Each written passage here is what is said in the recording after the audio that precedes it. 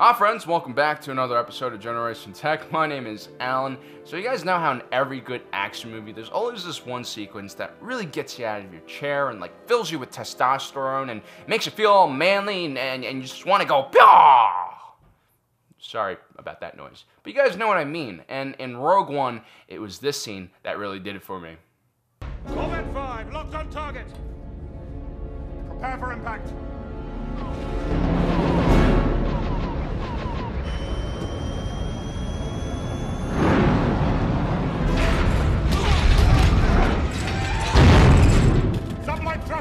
It's really the perfect metaphor for the rebellion's fight against the Empire. A small, tough Corvette going up against a giant Star Destroyer. So what's the story behind this tiny hammer-shaped vessel, and what happens to the crew in Rogue One that rams into the Star Destroyer? Well, we'll cover that in this episode.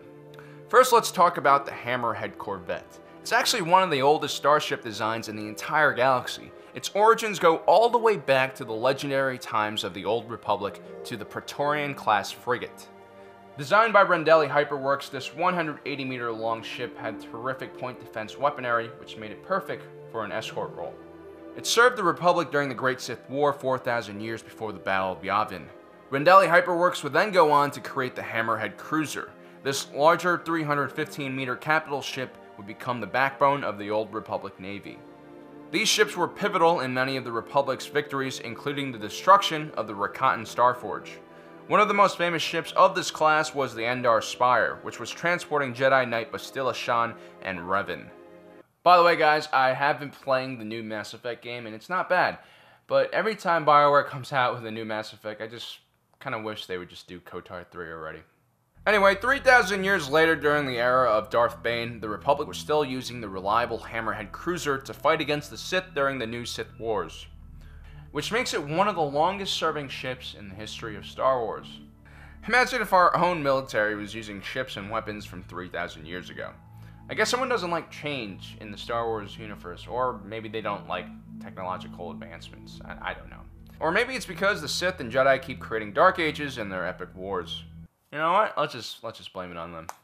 Anyway, the first canon appearance of the Hammerhead appears almost 1,000 years later in the form of the Hammerhead Corvette. It's much smaller than the original Hammerhead Cruiser, which could be due to the demilitarization of the Republic at the time. It's no longer really considered a capital ship and is now classified as an escort or support ship. A few years before the Battle of Yavin, Princess Leia Organa is sent by her father on an aid mission to Lothal. The Imperials, however, didn't realize that the princess was actually delivering 3 Hammerhead Corvettes to the rebel cell located on the planet. Once the ship landed, Ghost Team would covertly liberate them. The plan is successful and the 3 Hammerheads are added to the growing rebel fleet. One of those Hammerheads was renamed the Lightmaker and saw action throughout the Star Wars Rebels series until it appeared in the Battle of Scariff during Rogue One. Brody Rook from Rogue One had managed to get through the Imperial communications blockade to the rebel fleet above Scariff. The planetary shield needed to be taken down in order for the Death Star plans to be transmitted off-world. Admiral Raddus quickly formulated a plan. Call up a Hammerhead Corvette. I have an idea. One of the Star Destroyers had been disabled by Gold Squadron's ion torpedoes, may they rest in peace, and was drifting dead in space. Raddus contacted Captain Cato O'Quone of the Lightmaker. It had been heavily damaged earlier in the battle and had been withdrawn to the rear. Captain O'Quone had evacuated the ship of all non-essential personnel, but he remained at the helm. The maneuver he was about to pull off was beyond the skills of any autopilot system. Admiral Raddus had surrounded the second Star Destroyer with a screen of fighters to prevent it from moving. The Lightmaker was within seconds of making impact. Raddus was worried that the ship's velocity was too great and the impact would destroy the cockpit of the Corvette. But the sturdy ship held together, and by the time the second Star Destroyer saw what was happening, it was far too late. By the way guys, while you're watching this awesome scene of destruction, keep in mind that each Imperial-class Star Destroyer has about 30,000 people on it, not including an attachment of several thousand stormtroopers. Just to give you guys an idea of how many people actually die when one of these things blow up, hashtag Imperials are people too. The Admiral thought that he had seen escape pods near the Lightmaker, but he wasn't sure. As the broken pieces of the 2 Star Destroyers pierced the planetary shield, Raddus vowed to one day name his great-grandchildren after Captain O'Quone and the crew of the Lightmaker. Officially, we don't really know what happens to the crew.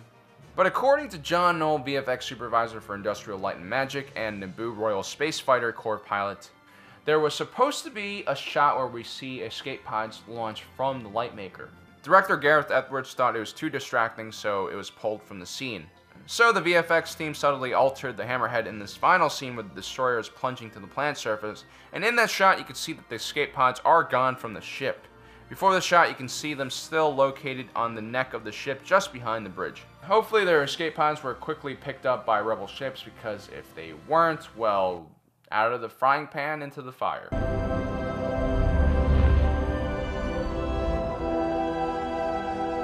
Well, I do hope one day we see a Mon Calamari Admiral who's named the Lightmaker, because I think that was one of the most badass scenes I've seen in Star Wars in a long time.